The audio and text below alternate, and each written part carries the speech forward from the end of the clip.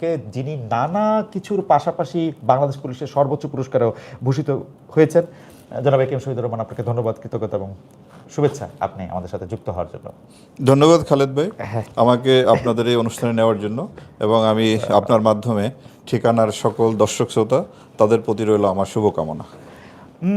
প্রথমেই যে প্রশ্নটা করতে চাই, আমরা একটু ইতিহাসের দিকে যেতে চাই যে 24-এর 5 আগস্ট সাবেক সরকারের পতনের পরে যে একটা অবস্থা হয়েছিল, তাতে সবচেয়ে বেশি আমার মনে হয় মানে পুলিশকে নেতৃত্ব দেওয়ার মতো আসলে কেউ ছিল না। সে সময় আপনাকে পুলিশের ফোকাল পার্সন বা যদি বলি সমন্বয় ঘোষণা করা হলো। এই সময় বাংলাদেশের পুলিশের পরিস্থিতি কেমন দেখলেন? আপনাকে এই দায়িত্ব আসলে কে দিল? মানে আপনার 5ই আগস্টের এই ঘটনার পরে সেই থেকে 5ই আগস্ট থেকে তো পুলিশের কোনো কার্যক্রম ছিল না। 6ই আগস্ট সকালবেলা যখন আমি জানতে পারলাম যে আমাদের পুলিশের অনেক সদস্য বিভিন্ন থানায় তাদের মৃতদেহ পড়ে আছে, তাদের লাশ বিভিন্ন জায়গায় টাঙানো আছে, পোড়া দেহ মরদেহ বিভিন্ন জায়গায় পড়ে আছে, তখন মানে আমি পুলিশের একজন সিনিয়র অফিসার হিসেবে, সার্ভিং অফিসার হিসেবে মনে হলো যে আমাদের কিছু একটা করা দরকার। তো তখন পুলিশ হেডকোয়ার্টার্সে কোনো সিনিয়র লেভেলের কোনো অফিসার দায়িত্বে ছিলেন না, ঢাকা মেট্রোপলিটন পুলিশেরও কেউ দায়িত্বে ছিল না। এর মধ্যে শুনতে পেলাম যে রাজারবাগেও আপনার যারা পুলিশ সদস্য আছে তাদের মধ্যে এক ধরনের বিদ্রোহ, প্রায় 400-500 লোক সশস্ত্র অবস্থায় তারা রাজারবাগ লাইনের মধ্যে ঘোরাঘুরি করতেছে, একটা উত্তেজনা বিরাজ করতেছে। তো এই অবস্থায় আমি আমার টেলিকমে, তখন আমি কর্মরত ছিলাম পুলিশ টেলিকমে, তো আমার কয়েকজন সহকর্মী এবং আরও বিভিন্ন পুলিশের বিভিন্ন ইউনিটের আরও কিছু সহকর্মী আমরা পুলিশ অফিসার্স মেসে সকালের দিকে ইনান অ্যারাউন্ড 10:30-11টার দিকে একত্রিত হই, এবং আমাদের বেশ কিছু রিটায়ার্ড অফিসারও এখানে আসলেন। তো আসার পরে আমরা চিন্তা করলাম যে আমাদের কিছু একটা করা দরকার, কারণ পুলিশের নেতৃত্বে এখন আর কেউ নাই, পুলিশও ফাংশন করতেছে না। জানতে পারলাম, সারা বাংলাদেশেই খোঁজ নিয়ে দেখলাম যে বিভিন্ন অসংখ্য থানা আপনার আক্রমণের শিকার হয়েছে, সেখান থেকে পুলিশ সদস্যরা চলে গেছে, কেউ পালিয়ে গেছে। না, ভয় ঠিক না, আমি আসলে পুলিশ বাহিনীতে 34 বছর যাবৎ কর্মরত আছি। আমার এইটুকু বিশ্বাস আছে যে পুলিশ সদস্য যাদের সাথে আমি কর্মরত আছি বা ছিলাম, তারা অন্তত আমার ব্যাপারে অন্তত তাদের কারো কোনো ক্ষোভ বা কষ্ট নাই, বরং তারা আমাকে ভালোই জানে। আর একটা দায়িত্ববোধ থেকেই, আর তখন রাস্তায় নামা আমাদের জন্য নিরাপদ ছিল না পোশাকে। তো আমি একটা সিভিল ড্রেসে একটা প্রাইভেট কার নিয়ে প্রথমে গেলাম আমাদের যে পুলিশের যে 999, ওই 999টি আগের দিন রাতে বন্ধ হয়ে যায়। তো 999-এর যে দায়িত্বরত অফিসার ছিল তার সাথে আমি টেলিফোনে কথা বলি এবং আরও কয়েকজন লোক নিয়ে এসে 999টা চালু করি, এবং ওখান থেকে আমরা পুলিশ অফিসার মেসে আসি। আসার পরে আমরা চিন্তা ভাবনা করি যে কিছু একটা আমাদের করা দরকার, যে আমাদের যারা রিটায়ার্ড সিনিয়র অফিসার ছিলেন তারা ছিলেন, আমরাও কর্মরত ছিলাম। তখন ওনারা বললেন যে তুমি একটু দায়িত্ব নিয়ে কিছু একটা করো।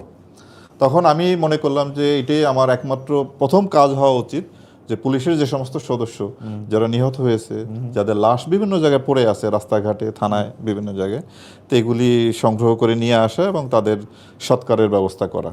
তো অ্যাকর্ডিংলি আমি অফিসার মেসে আমরা কয়েকটা টিম করলাম, 4-5টা টিম করে এই টিমের সদস্যকে কাউকে রামপুরার দিকে পাঠালাম, কাউকে উত্তরার দিকে, যাত্রাবাড়ির দিকে, বিভিন্ন জায়গায় আমরা পাঠালাম।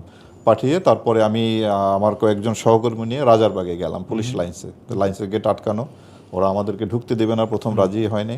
পরে ওর মধ্যে আমার পরিচিত 2-1 পুলিশ সদস্য ছিল, তারা এগিয়ে এসে আমাকে ভিতরে নিয়ে যায়। তো রাজারবাগে তখন আসলে একটা ভয়াবহ এবং একটা বিপজ্জনক পরিস্থিতি ছিল। 400-500 পুলিশ সদস্য অস্ত্রসহ তারা সেখানে সাদা পোশাকে ঘোরাঘুরি করতেছে, একটা উত্তেজনা।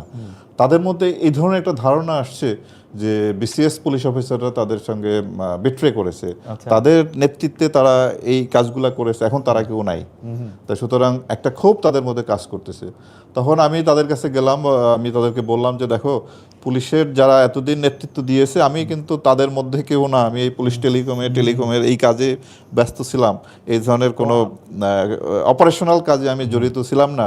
বাট আজকে তোমাদের এই বিপদে আমি আসছি এবং একটা উদ্দেশ্য নিয়ে আসছি, যে আমাদের যে সমস্ত পুলিশ সদস্য নিহত হয়েছে তাদের যে মৃতদেহ এগুলিকে সংগ্রহ করা এবং ধর্মীয় মতে সৎকারের ব্যবস্থা করা। তো তোমরা প্লিজ আমাকে হেল্প করো। তো তখন তারা আমার কথায় তাদের মধ্যে যে ক্ষোভ কিছুটা প্রশমিত হয়। প্রশমিত হওয়ার পরে আমরা ওই যে আমাদের যে গ্রুপ বিভিন্ন জায়গায় পাঠালাম, সেখান থেকে মৃতদেহ। এখানে একটু মাঝখানে একটু প্রশ্নটা করি, সেইটা হচ্ছে যে আপনার তখন মানে আপনি তো প্রথম পুলিশ কর্মকর্তা যাকে 5 আগস্টের পরে আমরা আসলে আমাদের ক্যামেরায় পেয়েছি। আমি সে সময় দেখে কিন্তু আমাদের কাছেও অনেকে প্রশ্ন করেছেন যেসব পুলিশ কর্মকর্তা বা আপনার ফোর্সের যারা আসলে মারা গিয়েছেন তারা বিচার পাবেন কি না, বা তারা মানে তাদের পরিবারের প্রতি আসলে ঠিকমতো পুলিশের পক্ষ থেকে যেটাকে আপনারা আপনার সহকর্মী কেউ মারা গেলে যে বেনিফিট বা যেগুলি খোঁজ খবর খেয়াল আপনারা রাখেন সেগুলি রাখতে পারছেন কিনা, এরকম। আমরা আমরা ওই যে যে জিনিসটা আমি বললাম যে প্রথম দায়িত্ব ছিল যে আমার যেটা দায়িত্ববোধ থেকে আমি এই কাজটা করেছি সেটা হলো তাদের ধর্মীয় মতে সৎকার হোক, তারপরে তাদের মৃত্যুর বিষয়ে এবং তাদের ক্ষতিপূরণ এটা আপনার পুলিশ বাহিনী কিংবা সরকারিরা বিবেচনা করবে যে তাদের জন্য কি করা হবে কি হবে না এটা। ওকে, বাট আমি যে প্রাথমিক কাজ যে তাদের প্রত্যেকটা মানুষেরই রাইট আছে তার ধর্মীয় মতে তার সৎকার হওয়াটা, এটা তার বার্থরাইট, জাস্ট ওই কাজটুকু আমি তখন করেছি।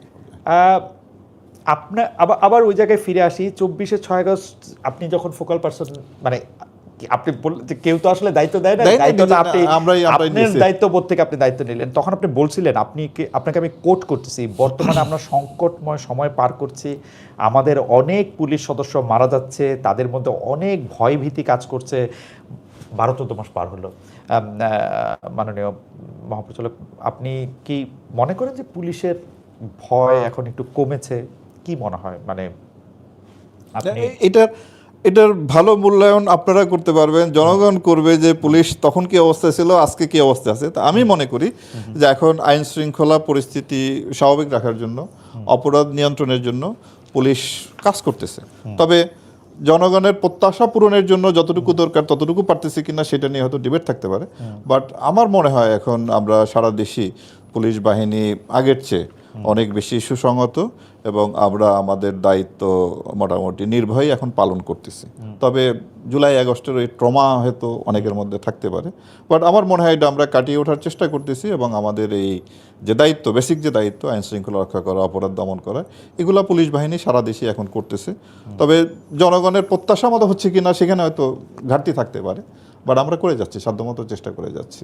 এখানেও যদি আমি একটা সম্পর্ক প্রশ্ন করি, জনগণের প্রত্যাশা পূরণ করতে গিয়ে বাংলাদেশের পুলিশ বাহিনীকে অনেক সময় তাদের কাজের চেয়ে এক্সট্রা কাজ করতে হয়, তাদের কোনো 8 ঘন্টা 10 ঘন্টা কোনো মানবিক আওয়ার সেটা অনেক সময় থাকে না, অনেক সময় এক্সট্রা কাজ করতে হয়েছে, অনেক সময় অনেক কঠিন মেজার নিতে হয়েছে, সেইটা কোনো সময় পলিটিক্যাল চাপে, কোনো সময় নিজেরা উদ্যোগ নিয়েও করছেন, তো এর জন্য আসলে তাকে সমালোচিতই অনেক বেশি হইতে হয়েছে।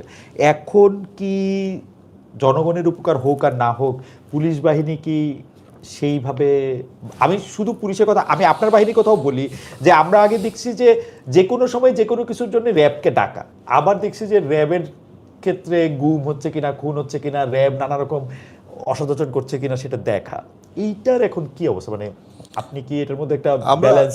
র্যাবের যদি দায়িত্ব বলেন, আমরা র্যাবের যে আমাদের যে ম্যান্ডেটের দায়িত্ব, আমরা ওই দায়িত্বের মধ্যে আমরা কনফাইন্ড আছি।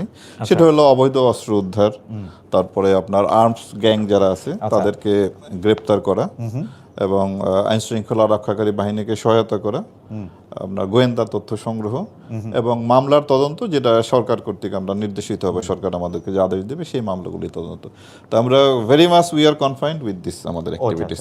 আপনি যে কথাগুলো বললেন যে ধরে আনা বেশি ওভার এজিলিটি, এটা যেমন আপনার যে গুম খুন ক্রসফায়ার, এটা আমাদের বা কোনো বাহিনীরই আইনসঙ্গত কোনো কাজ না, এটি নিঃসন্দেহে বেআইনি কাজ এবং ফৌজদারি অপরাধের কাজ।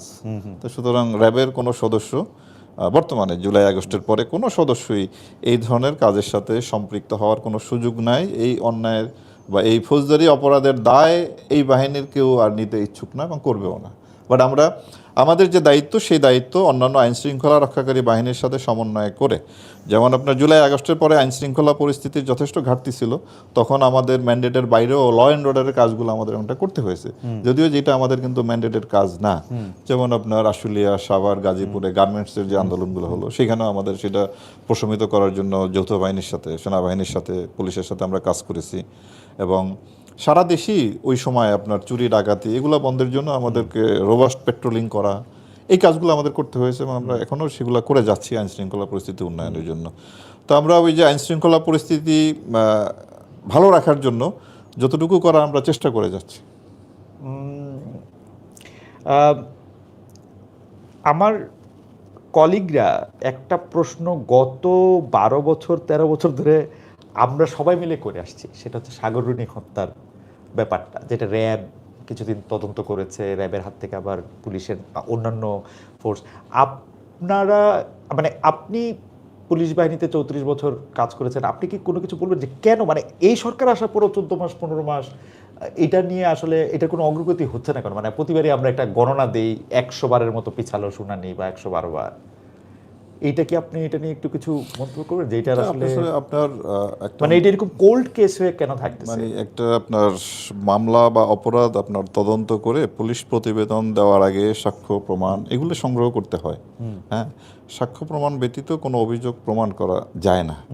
তো সাগররুনির মামলায় এটা এখন পর্যন্ত ওই ধরনের প্রতিবেদন দেওয়ার মতো পর্যাপ্ত সাক্ষ্য প্রমাণ সংগ্রহ করা যায় না, এই বিধায় এটার পুলিশ রিপোর্টটা প্রদান করা হয়নি। তা এখন তদন্ত এটা চলমান আছে, দেখা যাক কি হয় এটার বিষয়ে। আচ্ছা, ঠিক আছে। আপনি এই কথাটা কিছুটা বলেছেন যে 5 আগস্টের আগের র্যাব আর পরের র্যাব আপনি দায়িত্ব নেওয়ার পরে আমি একটু ছোট করে জানতে কি চাইবো যে আপনি আপনার পুলিশের দায়িত্ব পালন করতে গিয়ে কখনো কি এর আগে মহাপরিচালক হওয়ার আগে কখনো র্যাবে কাজ করেছেন? আমি ইতিপূর্বে র্যাবে কাজ করার আমার কোনো অভিজ্ঞতা নেই। তো আপনি কি একটু বলবেন যে আপনি তো তাহলে র্যাবকে বাইরে থেকে দেখছেন, জি, 5 আগস্টের পরের র্যাব আর আগের র্যাবের মধ্যে আসলে পার্থক্য কি? মানে আমি যেরকম দেখি সেটা আপনাকে একটু বলি। Please. যে আমার কাছে মনে হইতেছে যে 5 আগস্টের পরের র্যাব যেন একটু লো প্রোফাইল। আপনি যেটা কিছুটা বললেন যে নিজেদের যে দায় দায়িত্ব সেই দায় দায়িত্বের মধ্যে একটু থাকতে চান, এইটা মানে আরেকটু কি একটু বিস্তারিত করবেন যে মানে র্যাব কি আসলে একটু আড়াল থাকে? আমরা এর আগে র্যাবকে দেখেছি অনেক বেশি মিডিয়ায় আসতে। আমার যদ্দূর মনে পড়ে একটা বড় লেংথের ইন্টারভিউ আপনি র্যাবের মহাপরিচালক হিসেবে আমাকেই মনে হয় বা আজকেই মানে আমরা দেখতে পাচ্ছি। মানে আপনি কি মিডিয়াকে একটু এড়িয়ে থাকছেন বা র্যাব কি একটু মিডিয়া থেকে দূরে থাকছে? আমার মনে হয় না। আমি আপনার যোগদান করার পরে প্রথমে একটা প্রেস ব্রিফিং করি, তারপরেও বেশ কয়েকবার একাধিকবার প্রেসের সামনে গিয়েছি এবং আপনার বিভিন্ন সময় দায়িত্ব পালনের ক্ষেত্রে আপনার দুর্গাপূজা বলেন, আমাদের যে ঈদের সময়, রোজার সময় আমরা আইন শৃঙ্খলা রক্ষাকারী বাহিনী হিসেবে আমাদের দায়িত্ব তদারকির জন্য বের হয়েছি, তখন প্রেসের সাথে আমি কথা বলেছি একাধিকবার। আমাদের 15টা ব্যাটালিয়ন তারাও নিয়মিত অভিযান পরিচালনা করে এবং প্রায় তারা প্রেস ব্রিফিং করে। প্রেসে আমাদের উপস্থিতি আছে, প্রেস থেকে যে আমরা মানে দূরে থাকি ব্যাপারটা তা না। আমরা প্রেসের মুখোমুখি হয়ে কথা বলি, বরং প্রেসের সাথে আমরা যত বেশি যাই তত বেশি ইনপুট পাই তাদের কাছ থেকে এবং আমাদের জন্য এটা আমাদের দায়িত্ব পালনের ক্ষেত্রে অনেক ভালো হয়। আচ্ছা, র্যাব পুলিশের একটা এলিট ফোর্স হলো, এর মধ্যে সামরিক বাহিনী থেকে এসে অনেকে কাজ করেন। একটা বিষয় খুব পপুলারলি বলা হয়ে থাকে যে র্যাবকে আসলে নিয়ন্ত্রণ করে সামরিক বাহিনী, এইটা বা করতো। এখনকার পরিস্থিতি আপনি আসলে কি? এখনকার পরিস্থিতিতে আমি আপনাদেরকে নিশ্চিত করতে পারি যে র্যাব তার যে চেইন অফ কমান্ডের মধ্যে থেকেই কাজ করে। এখানে কোনো বাহিনীর কোনো ধরনের যে অযাচিত বা কোনো ধরনের প্রভাব আছে বলে আমি মনে করি না। আমরা আপনার পুলিশের একটা বাহিনী, পুলিশের একটা অংশ, সেই সুবাদে পুলিশ হেডকোয়ার্টার্স এবং আমাদের যে মন্ত্রণালয়, স্বরাষ্ট্র মন্ত্রণালয়, এই চ্যানেলের মধ্যে থেকেই আমরা আমাদের দায়িত্ব পালন করে যাচ্ছি। আপনিও মানে আসলে আমরা যে বিষয়গুলি নিয়ে আপনার সাথে কথা বলতে চাচ্ছি, আপনি আপনার প্রারম্ভিক আলোচনায় সবগুলিতেই একটু একটু টাচ করেছেন। তারপরে প্রশ্নটা করি যে গত 15 বছরের র্যাবের গুম খুন নিয়ে আমি আসলে বলতে চাই যে র্যাবের যখন প্রতিষ্ঠা হয়েছে তারপর থেকে র্যাব আসলে গুম খুন, এক্সট্রা জুডিশিয়াল কিলিং, ক্রসফায়ার যে নামে ডাকা হোক না কেন, নানা ধরনের এই মানে অনেকেই বলে থাকেন যে পুরো বাহিনীটি একটা দানবীয় বাহিনীতে পরিণত হয়েছিল। আপনি কি মনে করেন এর দায় কি এই র্যাব যে আইনের মাধ্যমে গঠিত হয়েছিল সেই আইনের, এটা সাংগঠনিক কাঠামোর নাকি নির্দিষ্ট কিছু ব্যক্তির? আপনাকে একটু এমনিও মনে করিয়ে দিতে চাই যে আমাদের বিখ্যাত লেখক হুমায়ুন আহমেদ তিনি কিন্তু একটি উপন্যাসই লিখে ফেলেছিলেন হলুদ হিমু কালো র্যাব নামে। আপনি কি একটু বলবেন যে এটা কি আসলে র্যাব যেই আইনে গঠিত হয়েছিল ওইটার প্রবলেম, কিছু লোকের প্রবলেম, আমাদের চাহিদার প্রবলেম না? মানে আপনার র্যাব যে আইনে গঠিত হয়েছে এপিবিএন অ্যাক্টের সংশোধনের মাধ্যমে, আইনের কোনো ত্রুটি আছে বলে আমি মনে করি না। আপনার গুম খুন ক্রসফায়ার যে কথাই বলেন না কেন, যে জন্য আজকে র্যাব এত সমালোচিত, র্যাবের বিরুদ্ধে ইউএস স্যাংশনও আছে এই কারণে। তো এই কাজগুলি কোনো বাহিনীর, আইন শৃঙ্খলা রক্ষাকারী কোনো বাহিনীর দায়িত্বের মধ্যে পড়ে না। এগুলি আসলে একেবারে আপনার একটা ক্রিমিনাল অফেন্স। খুন করা, গুম করা, আটকিয়ে রাখা, কোথাও রংফুল কনফাইনমেন্ট, ফোর্সফুল ডিসঅ্যাপিয়ারেন্স, যাই বলি না কেন, এগুলো আপনার একেবারেই ফৌজদারি অপরাধ।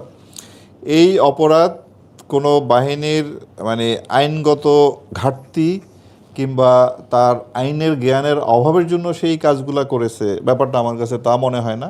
এগুলি ডেলিভারেটলি কোনো একটা উদ্দেশ্যে যারা করেছেন তাদের একটা উদ্দেশ্য ছিল। তারা হয়তো কারো দ্বারা নির্দেশিত হয়ে করেছেন, বা তাদের ব্যক্তিগত সুযোগ সুবিধা লাভের জন্যই তারা মানুষকে খুন করেছেন, মানুষকে বছর পর বছর আপনার সকল আয়নাঘরে আটক রেখেছেন, যে আয়নাঘর বলো যেটা আমরা বলি, এখানে আটক রেখেছেন। এটা আইনের ত্রুটির জন্য না, এটা তার পেশাগত জ্ঞানের অভাবের জন্য হয়নি। এগুলি আমি মনে করি যে উদ্দেশ্যমূলকভাবেই এগুলি করা হয়েছে, এবং এটা ফৌজদারি অপরাধে একটা অপরাধ, এবং এই জন্য তাদের বিরুদ্ধে তদন্ত হয়ে এবং তাদের বিচারের সম্মুখীন হওয়া উচিত। জাতিসংঘ মানবাধিকার কার্যালয় থেকে মানে জুলাই আন্দোলন, গুম খুন ইত্যাদি নিয়ে তদন্ত করে র্যাব বিলুপ্ত করার সুপারিশ করা হয়েছিল। অনেকে আবার এটা বলে থাকেন, এই বিশেষ বাহিনী যদি একটু লো প্রোফাইলেই থাকে, যদি তার কাজের মধ্যে দিয়ে যদি থাকে, তাহলে আর এই বিশেষ বাহিনী থাকার আর দরকার কি? আপনি আবার মিডিয়ার সাথে কথা বলতে গিয়ে বলছেন, আপনাকে যদি উদ্ধৃত করি, যে আমরা এই মুহূর্তে আইন শৃঙ্খলা পরিস্থিতি নিয়ন্ত্রণে কাজ করছি, র্যাব বিলুপ্ত হবে কি না হবে এটা নিয়ে চিন্তা ভাবনা করছি না, এটা সরকার দেখবে। আমরা যদি প্রশ্নটা এরকম করি যে আসলে এই বাহিনীটা থাকা না থাকা একরকম কিনা, মানে আমার ওই উত্তর সেই একই হবে, হ্যাঁ। যে বাহিনী থাকবে কি না থাকবে এটা সর্বোচ্চ পর্যায়ের সিদ্ধান্ত হবে। তবে এই বাহিনী যতদিন আছে ততদিন পর্যন্ত আপনার তার উপরে যে অর্পিত দায়িত্ব, এটা আমরা আস্থার সাথে, নিষ্ঠার সাথে, সততার সাথে আমরা এই দায়িত্ব পালন করে যাব। এবং আমরা মনে করি যে বর্তমান আইন শৃঙ্খলা পরিস্থিতি রক্ষায় কিংবা অপরাধ নিয়ন্ত্রণে রাখার জন্য আমাদের বাহিনী আপনার কাজ করে যাচ্ছে, তারা বিভিন্নভাবে কাজ করে যাচ্ছে। আমি যদি আপনাকে 5ই আগস্ট থেকে এই পর্যন্ত হিসাব দিই, আমাদের কাজের একটা ছোট হিসাব দিই, আমরা এই পর্যন্ত 19,343 জন লোককে আমরা বিভিন্নভাবে গ্রেপ্তার করেছি। এর মধ্যে আপনার অস্ত্র আইনে 19,343, জি, অস্ত্র আইনে 306 জন, এবং আমরা অস্ত্র উদ্ধার করেছি 686টি। এটা কি সুনির্দিষ্ট অভিযোগের প্রেক্ষিতে? এগুলা অভিযোগের প্রেক্ষিতে বিভিন্ন সময়। হ্যাঁ, এরপরে আমরা হত্যা মামলায় 2,714 জনকে আমরা গ্রেপ্তার করেছি হত্যা মামলায়। এর মধ্যে আপনি হত্যা মামলাগুলি কি বিশেষ কোনো মামলা আপনাদের কাছে কেন আসলো? না না, এগুলো আপনার ওই যে মামলা আমাদের কাছে আসেনি। যেমন আপনাকে আমি বলি যে চাঁদপুরে একটা ট্রলার বা একটা কার্গো জাহাজে ডাকাতি হয় এবং 7 জন লোকে হত্যা করে সেই ডাকাতিটা সংগঠিত হয়। তো শোনার সাথে সাথেই ঘটনা আমাদের নলেজ আসার সাথে সাথেই আমরা এটা শ্যাডো ইনকোয়ারি শুরু করি, এবং 24 ঘন্টার মধ্যে এর যে মূল আসামি তাকে আমরা গ্রেপ্তার করতে সক্ষম হই। এখানে আমার একটা প্রশ্ন আছে, যে আপনি কি যখন শ্যাডো ইনকোয়ারি করার সিদ্ধান্ত নেন, এই সিদ্ধান্ত কি আপনি নেন? মানে আমরা এই সিদ্ধান্ত, এটা একটু মানে আমি কারণ বুঝি না, কিন্তু এটা একটু পুলিশি আইনের সাথে একটু সাংঘর্ষিক না? না, এটা সাংঘর্ষিক না, যেহেতু আমাদের ম্যান্ডেটে আছে যে আইন শৃঙ্খলা রক্ষাকারী বাহিনীকে সহায়তা করা, গ্রেপ্তারে সহায়তা করা। হ্যাঁ, এবং এই যে রহস্য উদ্ঘাটনে আমরা তাদের সহায়তা করি। লিগ্যাল প্রক্রিয়াটি সংশ্লিষ্ট থানা পুলিশই গ্রহণ করে। ওকে, হ্যাঁ, আমরা যেমন এই 7 জনকে গ্রেপ্তার করে দ্রুত পুলিশকে আমরা হ্যান্ড ওভার করেছি। আপনারা জানেন যে মিটফোর্ড হাসপাতালে একটা খুব মর্মান্তিক হত্যাকাণ্ড সংঘটিত হয়, পাথর মেরে একটা লোককে মারে। এটি দেখার সাথে সাথে আমরা দ্রুতই এটার শ্যাডো ইনভেস্টিগেশন শুরু করি, এবং খুব অল্প সময়ের মধ্যেই 2 জন আসামি আমরা গ্রেপ্তার করি, যাদেরকে সিসি ফুটেজে দেখা গেছে, এবং গ্রেপ্তার করে আমরা পুলিশে হ্যান্ড ওভার করি। কিন্তু মাননীয় মহাপরিচালক, আমি যেটা বলতে চাই যে এইটা একটু প্রক্রিয়াটা একটু অবৈজ্ঞানিক মনে হয় কিনা? মনে করেন বাংলাদেশে 200 খুন হইতেছে ধরা যাক একটা গিভেন টাইমে, আপনি 10টা খুনের প্রতি বিশেষ মনোযোগ দিতেছেন, এটা আপনার ওন ডিসক্রিপশন বা মিডিয়া যেটাকে নিয়ে বেশি কথা বলতেছে সেইটার জন্য একটু মানে প্রক্রিয়াটা একটু অবৈজ্ঞানিক মনে হয় কিনা? এটা তো আপনার ওই যে আমাদের এটা পিক এন্ড চুজের সমানা থাকে কিনা? পিক এন্ড চুজ, এটা আপনি হয়তো আপনার দৃষ্টিতে বলতে পারেন, বাট আমরা চাই যে সবগুলা খুনেরই আপনার তদন্ত হোক, সেটার বিচার হোক, এবং প্রত্যেকটা খুনেরই তো আপনার থানায় মামলা হয় এবং পুলিশ এটা ইনভেস্টিগেট করে, পুলিশ করবে। আমাদের পক্ষে তো সবগুলা খুন করা সম্ভব না। সুতরাং এর মধ্যে আমরা বেছে বেছে যেগুলা খুব সেনসিটিভ খুন, মানুষকে খুব আলোড়িত করে, মিটফোর্ডের ঘটনাটা আলোড়িত করেছে, গাজীপুরে এক সাংবাদিককে প্রকাশ্যে সন্ধ্যার পরে তাকে খুন করে, ওইটারও আমরা আসামি গ্রেপ্তার করেছি। এরপরে আপনার যে বিভিন্ন সময় এই জায়গায় যদি আপনি আমাদের একটু আলোকিত করতেন, যে আপনি তো পৃথিবীর নানা জায়গায় কাজ করছেন, আসলে আপনার পড়াশোনা বিস্তর, পৃথিবীর উন্নত দেশগুলিতে এইটা কিরকম ভাবে হয়? ধরেন মানে থানারও তো একটা নিজস্ব সক্ষমতা আছে, জি, আমরা জি, কিন্তু জি। সারাক্ষণই দেখতে থাকি এই পুলিশের জুরিসডিকশন নিয়ে কিন্তু পুলিশ খুব সেনসিটিভ থাকে, জি, জি। যে এটা আমার জুরিসডিকশন, ও তো এটার মধ্যে জি, যেমন ধরো দেখ, তো ওইটা তো এইটা না, এইটা না, সারা পৃথিবীতে কেমন মানে র্যাবের মতো অন্য সারা পৃথিবীতেও আপনার এরকম এলিট বাহিনী আছে যারা নিয়মিত ভাবে ওভারল্যাপিং আছে। আর আমাদের এখানেও যে জিনিসটা হয়, এখানে ওই জুরিসডিকশন নিয়ে আমাদের মধ্যে কোনো সমস্যা নাই। আমরা কিন্তু পরস্পরকে আপনার কমপ্লিমেন্ট করি। আমরা যে থানা পুলিশ বলেন বা অন্যান্য পুলিশের যে ইউনিট আছে, র্যাব আছে, আমরা একটা ক্রাইসিসের সময় সবাই সম্মিলিতভাবে কাজ করি। এবং একটা মানে এটা একটা আমাদের এই সম্মিলিত উদ্যোগের ফলে অনেক সময় কাজগুলো ত্বরান্বিত হয় এবং খুব দ্রুততম সময় আমরা এটা করতে পারি। তো এটা নিয়ে কোনো আপনার কোনো সমস্যা নাই, মানে জুরিসডিকশনের কোনো সমস্যা নাই, কোনো কনফ্লিক্ট নাই। রাদার আমরা পরস্পরের সহযোগিতার মাধ্যমে কোনো কাজগুলো ইগো করি। কনফ্লিক্ট না, কোনো না ইগো কনফ্লিক্ট এখানে কোনো ধরনেরই কোনো নাই। আচ্ছা, এটা আমি মানে দর্শকদের উদ্দেশ্যে মানে আপনার আসলে রিপোর্টিং বসকে আমার আপনার যে পুলিশ হেডকোয়ার্টার্স এবং পুলিশ হেডকোয়ার্টার্সের মাধ্যমে স্বরাষ্ট্র মন্ত্রণালয়, আমি পুলিশ হেডকোয়ার্টার্সের সাথে কাজ করি।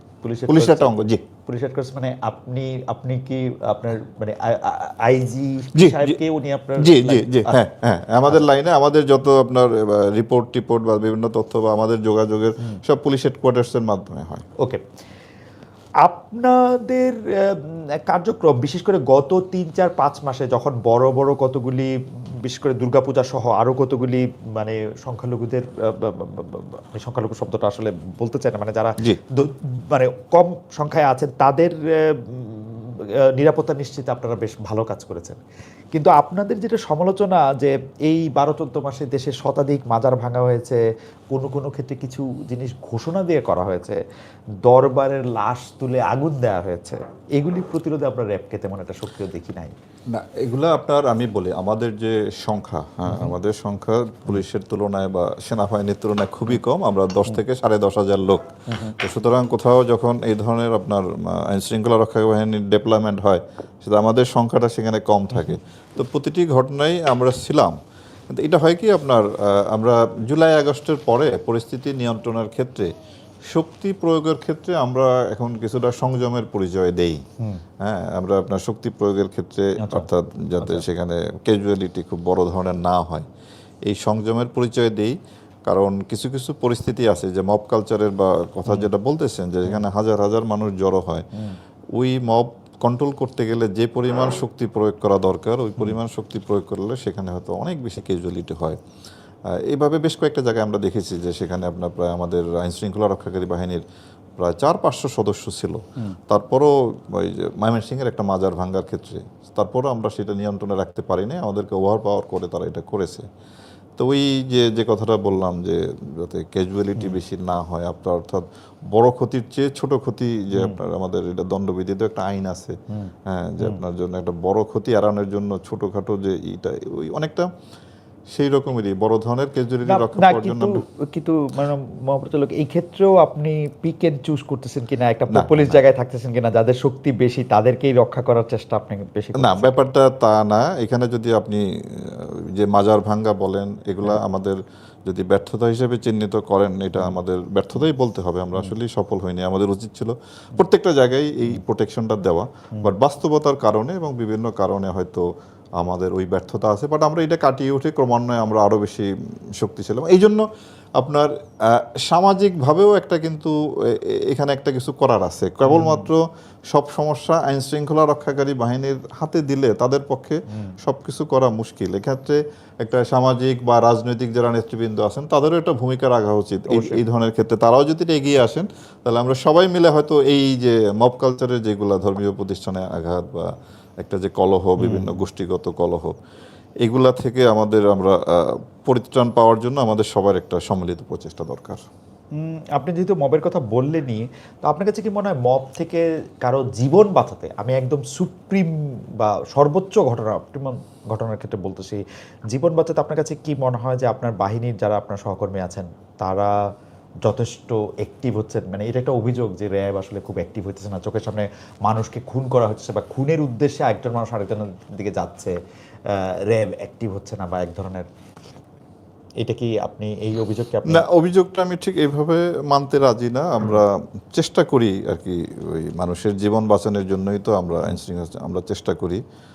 সেই ক্ষেত্রে হয়তো কোথাও কোথাও ব্যর্থ হতেও পারি, বাট আমাদের সফলতা অনেক আছে।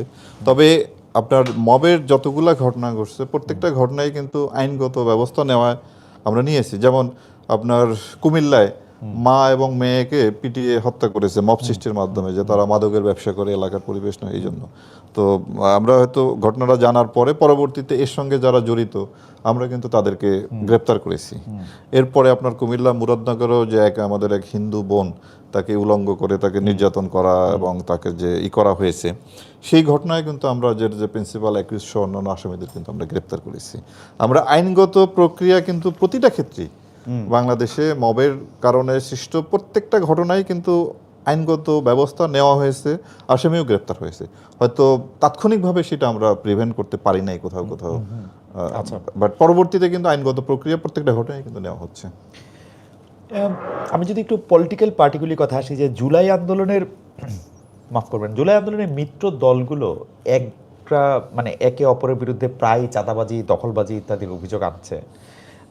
বিএনপি এই ধরনের অভিযোগের ভিত্তিতে বিএনপির বলা মতে 8,000 নেতাকর্মীদের বিরুদ্ধে ব্যবস্থা নিয়েছে।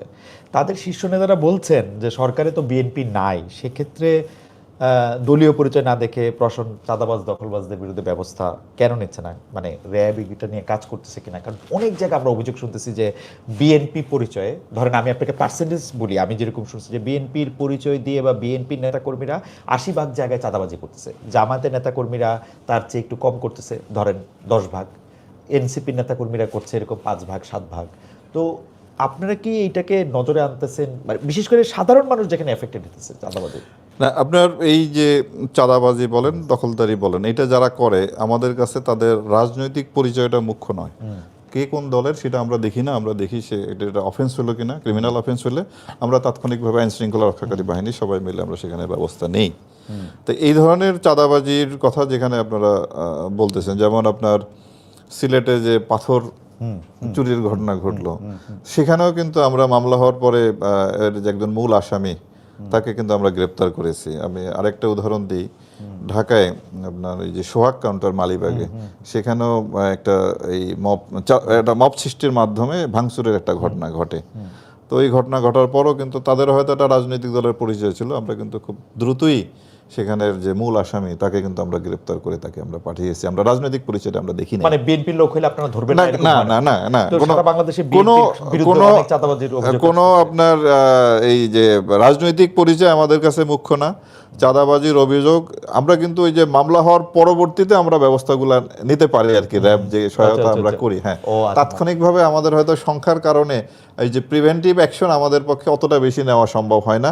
বাট এই ধরনের যে আবারও আপনি যেটা বলছেন চুজ অ্যান্ড পিক যাই বলেন না কেন, যেখানে দেখি যে এটা খুব সিরিয়াস টাইপের ঘটনা, যেখানে আপনার ওই যে রাজনৈতিক পরিচয় ব্যবহার করে যারা ঘটনা ঘটে, আমরা সেগুলা তাদের রাজনৈতিক পরিচয় আমাদের কাছে মুখ্য না। আমরা ওই ক্ষেত্রে আসামি গ্রেপ্তার অতীতেও করেছি, এখনো ভবিষ্যতে আমরা করব। ইভেন ধরা যাক ওরা যদি এনসিপি হয়, যে কোনো দলে বলা হচ্ছে যে এনসিপি কিংস পার্টি, আমি আবারও বলি যে আমাদের কাছে ওই কিংস বা কুইন পার্টি বলে কোনো পার্টি নেই। আমরা একেবারেই র্যাব নিরপেক্ষভাবে আমরা আইনের দৃষ্টিতে, আইনের লেন্স দিয়ে আমরা দেখব এবং সেখানে এই ধরনের লোক আমরা গ্রেপ্তার করব। এবং এই জন্য আমাদেরকে, আমি আবারও বলি যে কোনো রকম তদবির বা চাপের মুখে পড়তে হয়নি। জামাত ইসলামী যে কোনো দল হোক না কেন, সে যদি অপরাধ করে অবশ্যই আমরা তাকে আইনের আওতায় আনবো। এই প্রশ্নটা নিশ্চয়ই এখন এইটা নিয়ে অনেক আলোচনা হতেছে যে অন্তর্বর্তী সরকারের সময় যে জুলাই হত্যাকাণ্ড হয়েছে, এর মধ্যে সামরিক বাহিনী যেসব সদস্যরা সিভিলিয়ান এইডে বিভিন্ন পোস্টিংয়ে বিভিন্ন সময় দায়িত্ব ছিলেন বা সামরিক বাহিনীর মধ্যে ছিলেন, যারা আসলে গুম খুন হত্যাকাণ্ড এগুলির সাথে জড়িত ছিলেন, এরকম 30 জন সামরিক কর্মকর্তার বিরুদ্ধে আসলে আইসিটি একটা মামলা হয়েছে। তাদের মধ্যে 15 জনকে আসলে গতকাল হাজির করা হয়েছে। তাদের মধ্যে কেউ কেউ এখন পর্যন্ত চাকরিতে ছিলেন। এই ঘটনাগুলিকে আসলে কেউ দেখেন, অনেকেই এটা এরকম বলতেছেন যে যারা বেশি দুষ্ট ছিলেন তারা পালিয়ে গেছেন, উনারা এত দুষ্ট ছিলেন না এবং উনারা মনে করেছেন যে আমরা অর্ডার তামিল করেছি মাত্র। এই উদ্যোগ এই বাহিনীগুলির উপর প্রভাব ফেলতে পারে বলে আপনি মনে করেন কিনা? না, এটা আসলে মানে এই প্রশ্নের উত্তর দেওয়ার মতো অবস্থানে হয়তো আমি নাই, বাট আমি এইটুকু বলতে পারি যে আমাদের এই যে যারা হয়েছেন এর মধ্যে হয়তো পূর্বে র্যাবে চাকরি করছেন এমনও সদস্য আছেন। হ্যাঁ, তো আমি মনে করি যে এই কারণে আমাদের তো র্যাবের কোনো সদস্যের উপরে কোনো নেগেটিভ প্রভাব নাই, বরং আমরা মনে করি যে যাদের বিরুদ্ধে যদি কোনো তদন্তে অভিযোগ প্রমাণিত হয়, বিচারে যদি তাই অভিযোগ যদি প্রমাণিত হয়, তাহলে তাদের শাস্তি পাওয়াই উচিত। বরং এইগুলি আমাদেরকে বিশেষ করে র্যাবের ক্ষেত্রে ভবিষ্যতে যে কারণে তাদেরকে শাস্তি দেওয়া হচ্ছে এই ধরনের কাজ হয়তো ভবিষ্যতে আমাদের লোক করতে দ্বিতীয়বার ভাববে, বরং এটা একটা ডেটারেন্স হিসাবে কাজ করবে। যদি আমরা আগের সরকারের সময় আমরা দেখছি যে জঙ্গিবাদ দমন শব্দগুলি আমরা অনেক বেশি দেখছি, এবং জঙ্গিবাদ দমনের ক্রেডিট আমরা এক এক সময় এক একটা বাহিনীকে খুব নিতে দেখছি, র্যাবকে নিতে দেখছি, পুলিশের আরও অন্য অন্য বাহিনীদের নিতে দেখছি। কিন্তু জুলাই মিত্রদের যারা ঘনিষ্ঠ আছেন তাদের একটা বড় নেগেটিভ হচ্ছে এরকম যে জঙ্গিদের এই ঘটনাগুলি আসলে নাটক আকারে সাজানো হয়েছিল। এটা নিয়ে আপনি আসলে কি বলবেন? আমরা কিন্তু বাংলাদেশে এরকম অনেক নাশকতামূলক ঘটনা দেখছি, হোলি আর্টিজান থেকে শুরু করে 64টা জেলায় একসাথে, 63টা জেলা আসলে মুন্সিগঞ্জ বাকি সবগুলি জেলায় একসাথে সাইমultaneous বোমা হামলা দেখছি, আরও অনেক ধরনের এটা দেখছি। অতি সম্প্রতি আমরা দেখছি যে পাকিস্তান তালেবানে যোগ দিয়ে একজন বাংলাদেশ নিহত হয়েছে। মানে এইটা তো আমরা অস্বীকার করতে পারবো না। আপনি কি মনে করেন, এটা কি নাটক হয়েছে? আমি যে জঙ্গিবাদের যে ঘটনা আপনি বললেন, যে হোলি আর্টিজানের ঘটনা, শোলকিয়া যে ঈদের জামাতের ঘটনা, তারপরে জাপানিজ নাগরিক সে রংপুরে মারা গেল, ইতালিয়ান একজনকে ঢাকায় মারা, তো এগুলা প্রমাণ করে যে না, জঙ্গিবাদী তৎপরতা তখন ছিল। সুতরাং জঙ্গিবাদী তৎপরতা এটা যেমন সত্য, পাশাপাশি তখনকার সময় কিছু কিছু মামলা, যে আপনার বই পুস্তক সামান্য কিছু জিনিসপত্র দিয়েও জঙ্গির অনেক মামলা করা হয়েছে, দুইটা ইসলামিক বই দিয়ে। তো এইগুলা সাক্ষ্য প্রমাণেও প্রমাণিত হচ্ছে না। সুতরাং এই বিষয়ে আমরা বলবো যে আমরা অতীতের ওই ঘটনাগুলির আলোকে আমরা ভবিষ্যতে এখন জঙ্গিবাদী তৎপরতা যাতে আমাদের বিস্তৃত লাভ করতে না পারে, এই জন্য আমাদের নজরদারি আছে। তা আমরা কোনোভাবেই ওই নাটক বা সাজানো কোনো কিছুর সাথে র্যাব জড়িত হবে না।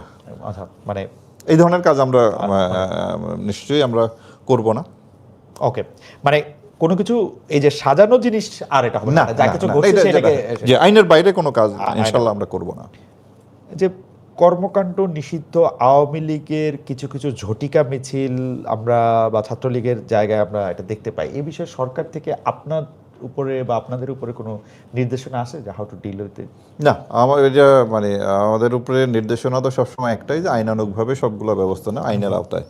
সুতরাং এই যে ঝটিকা মিছিল, এটা আইন শৃঙ্খলা রক্ষাকারী বাহিনী যেহেতু নিষিদ্ধ ঘোষিত, তাদের মিছিল করাটা অন্যায়। এটা আইন শৃঙ্খলা রক্ষাকারী বাহিনী যেভাবে দেখে আমরাও ঠিক ওইভাবে একইভাবে দেখতেছি। আমরা প্রধান উপদেষ্টা সহ অন্যান্য উপদেষ্টাদের খুব দৃঢ়ভাবে বলতে শুনছি যে ফেব্রুয়ারির প্রথমার্ধেই আসলে ইলেকশন হবে। তো সেই ক্ষেত্রে নির্বাচন কমিশনের নানা ধরনের ডিমান্ড মানে চাহিদা থাকবে।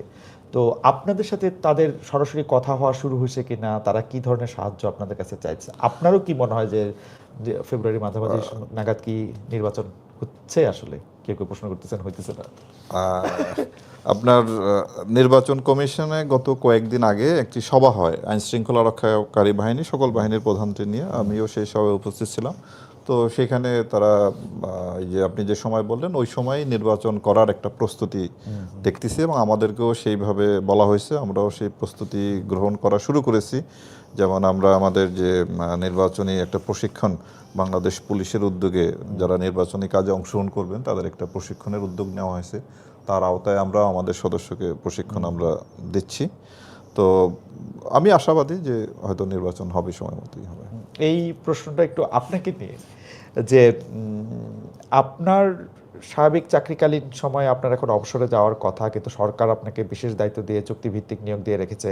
এমনও হতে পারে যে আপনি আরও দায়িত্ব নিয়ে আরও জায়গায় যেতে পারেন, কিন্তু আপনার এই যে অবসর বা এই দায়িত্ব, আপনি সহ যারা আসলে চুক্তিভিত্তিক দায়িত্বে এসছেন বিশেষ জরুরি প্রয়োজনে, অবসর এবং এই দায়িত্ব পালন নিয়ে আপনার চিন্তাভাবনাটা যদি আমি একটু বলি। যে সরকার যতদিন যে দায়িত্ব আমাকে দিবে সেই দায়িত্ব আমি পালন করব, এবং ওই দায়িত্ব পালন শেষে আমি স্বাভাবিক অবসর জীবন যাপন করব। আপনি কি পরিকল্পনা আছে অবসর পরে আপনি কি অবসর জীবন একেবারে পরিপূর্ণ অবসর জীবন বলতে যেটা বোঝায় সেটাই আমি রাজনীতি না না না না কোনো ধরনের প্রশ্নই আসে না একেবারে পরিপূর্ণভাবেই অবসর জীবন যাপন করবে একজন সাধারণ নাগরিক হিসেবে বাংলাদেশে যারা বড় কর্মকর্তা বা হয়ে রিটায়ার্ড করেন বা আলোচিত কর্মকর্তা হয়ে রিটায়ার্ড করেন তাদের আমরা অনেক সময় রাজনীতি বা অন্য কোনো দায়িত্বের ক্ষেত্রে আমরা দেখি না না এই ধরনের রাজনীতি করার কোনো ধরনের উচ্চাভিলাষ আমার নেই রাজনীতি করার কোনো ইচ্ছা অতীতেও কখনো ছিল না ভবিষ্যতেও নাই আমি আমার অবসর জীবন একেবারেই একজন সাধারণ নাগরিক হিসাবে যেভাবে অবসর জীবন যাপন করে সেইভাবেই আমি যাপন করব। আমার এটা শেষ জায়গায় এই মানে এটা শেষ প্রশ্নই ছিল, তারপরে শেষের পরে শেষ, যে আপনি কি মনে করেন যে একটা দেশের স্বাভাবিক নাগরিকের সেফটি, আপনি এই কথাটা কিছুটা একটা বলছেন যে শুধুমাত্র আইন শৃঙ্খলা বাহিনীতে এটা হওয়া সম্ভব না, আমার একটা ছোট্ট জানার যে এটার জন্য নাগরিকদের আসলে কি করার আছে। এর আগে আমরা দেখছি যে বড় বড় নাগরিক বিপর্যয়ের ক্ষেত্রে আইন শৃঙ্খলা বাহিনী কর্মকর্তাদের বা স্বরাষ্ট্রমন্ত্রীর অনেক কথায় আমরা অনেক আহত হয়েছি। খোদ স্বরাষ্ট্রমন্ত্রী একজন বলছেন যে আল্লাহর মাল আল্লাহ নিয়ে গেছে, প্রধানমন্ত্রী বলছেন আমি তো বেডরুমে নিরাপত্তা দিতে পারবো না। আমার প্রশ্ন যে নাগরিকরা আসলে কি করবেন? মানে তো আপনার বাংলাদেশের আসলে আইন শৃঙ্খলা পরিস্থিতি নিয়ন্ত্রণে রাখা আসলে একটা চ্যালেঞ্জের বিষয়। আমি একটা ছোট্ট একটা বিষয় আমি বলি, আমাদের দেশে আপনার এই যে ঢাকা শহরে আপনারা দেখবেন যে কিশোর গ্যাং নামে বিভিন্ন ধরনের গ্যাং আছে। মোহাম্মদপুর এলাকা একটা ক্রাইমের একটা হটস্পট। তো আমরা প্রায়শই সেখানে অভিযান পরিচালনা করি, যে আসামি গ্রেপ্তার করি। এটা গ্রেপ্তার করতে গিয়ে দেখি 14-15 বছরের ছেলে, শিশু যারা শিশু আইনের আওতায় শিশুর ইসে পড়ে 17-18, এই যে উঠতি বয়সের অনেক ছেলেরা এই সঙ্গে এই ধরনের অপরাধের সাথে জড়িত। তা আমরা যদি আইন শৃঙ্খলা পরিস্থিতি ভালো রাখতে চাই তাহলে আমাদের যে জিনিসটা করতে হবে যে আপনার এদেরকে আমরা গ্রেপ্তার করে ঠিকই পাঠাই, কিন্তু এই যে একটা কিশোর তার এই সময় স্কুল বা কলেজে থাকার কথা, সে কেন ওই সামুরাই বা চাকু নিয়ে রাস্তায় ছিনতাই করে, ছিনতাইটাকে সে কেন পেশা হিসেবে নেয়? তো এইগুলোর জন্য সামাজিক গবেষণা দরকার, এবং গবেষণার থেকে আমরা যদি এই যে একটা শিশু তাকে যদি ছোটোবেলা থেকেই তার যদি প্রাথমিক স্কুলে 5 বছর 6 বছর বয়স হলে তাকে যদি আমরা স্কুলে পাঠাতে পারি, উচ্চ মাধ্যমিক মাধ্যমিক এই শিক্ষাগুলো শেষ করে সে স্বাভাবিক একটা কর্মে বা একটা জবে প্রবেশ করবে, এই প্রসেসটা যদি আমরা শতভাগ নাগরিকের ক্ষেত্রে করতে পারলে দেখতেন যে আমাদের অপরাধের চিত্রটাই পাল্টিয়ে যেত। আমি আপনার একটা উদাহরণ দিই, একটা ইউরোপ বা উন্নত কোনো দেশের একজন মানুষ জন্মগ্রহণ থেকে মৃত্যু পর্যন্ত যে সমস্ত রাষ্ট্রীয় সুযোগ সুবিধা তার নাগরিক হিসেবে পায়, আমরা যদি ওই সুযোগ সুবিধা যদি আমাদের দেশের নাগরিকরা যদি দিতে পারতাম তাহলে কিন্তু আমাদের অপরাধ চিত্র, আমাদের অনেক কিছু অনেক পরিবর্তন হয়ে যেতে পারতো। বাট আনফর্চুনেটলি হয়তো আমরা সেই জায়গায় নাই। এখানে আমাদের জোর দেওয়া দরকার। আমাদের দেশের অনেক উন্নয়ন আমরা হয়তো ফিজিক্যালি দেখি, সেই উন্নয়নের সুফল আমাদের এটা হয়তো গুটিকয় আপনার ওই যে যারা বড় বড় ব্যবসায়ী, কালো টাকার মালিক, তারপরে আপনার টাকা পাচার করে, ঘুষ দুর্নীতি স্বজনপ্রীতি, এই কারণে সম্পদের একটা সুষম বন্টন নাই। তা নাহলে এই অর্থনৈতিক উন্নয়নের যদি কিছুটা অংশ আমাদের দেশের সাধারণ নাগরিকরা পেলেও হয়তো আমাদের দেশের অবস্থা কিছু পরিবর্তন করতো। তা আমাদের এই বিষয়ে হয়তো নজর দেওয়া দরকার যে অপরাধের দিকে যাওয়ার যে উৎসমুখটা যদি আমরা বন্ধ করতে পারতাম তাহলে বাকি যারা আছে তাদেরকে আমরা আইনের আওতায় এনে এটা নিয়ন্ত্রণ করতে পারতাম। আপনি এখনো দেখেন হাজার হাজার ছেলে আপনার Kamalapur rail station, bus station, Sadarghat, আপনি যখন রাস্তায় গাড়ি নিয়ে যাবেন ডাইনে বাঁয়ে তাকালে দেখবেন যে ছোট ছোট শিশু কিশোর হাতে একটা প্লাস্টিকের একটা ব্যাগ নিয়ে নেশা করে, একটা ড্যান্ডি নাকি বলে একটা যে ধরনের সলিউশন। তো এই যে তারপরে বস্তিতে জন্মগ্রহণ করা একটা শিশু ছোটবেলা থেকেই সে অস্ত্রের ঝনঝনে মাদকের ঝনঝনের মধ্যে সে বড় হয়। তা আমরা যদি এদিকে হাত দিতে পারতাম, আমরা কেবলমাত্র এই 2 লক্ষ 2.5 লক্ষ বাহিনীর সদস্য দিয়ে অপরাধ একেবারে নির্মূল করে একটা সমাজকে খুব ভালো জায়গায় নিতে পারবো।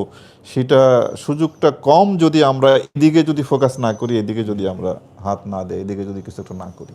ধন্যবাদ কে এম শহীদুর রহমান, আপনাকে অনেক অনেক ধন্যবাদ। আমাদের সাথে অনেক দর্শক ছিলেন আমাদের সঙ্গে, তারা নানা ধরনের প্রশ্ন করেছেন, আপনাকে ধন্যবাদ দিয়েছেন এবং কেউ কেউ একটু সমালোচনাও করেছেন র্যাব কখনো অপরাধ স্বীকার করবে কিনা।